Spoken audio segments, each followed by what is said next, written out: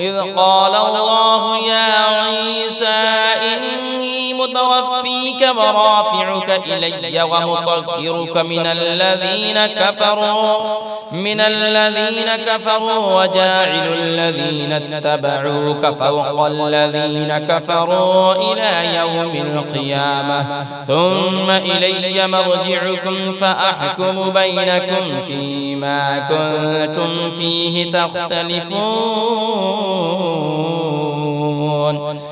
فأما الذين كفروا فأعذبهم عذابا شديدا في الدنيا والآخرة وما لهم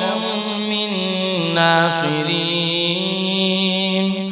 وأما الذين آمنوا وعملوا الصالحات فيوفيهم أجورهم والله لا يحب الظالمين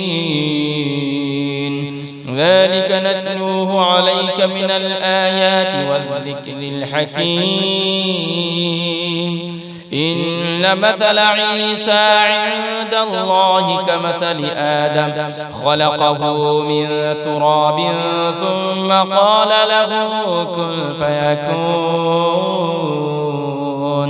الحق من ربك فلا تكن من الممترين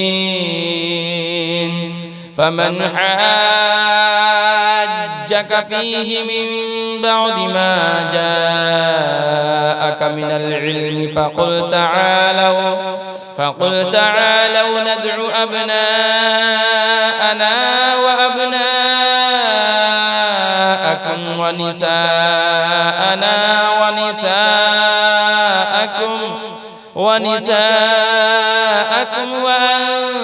وأنفسنا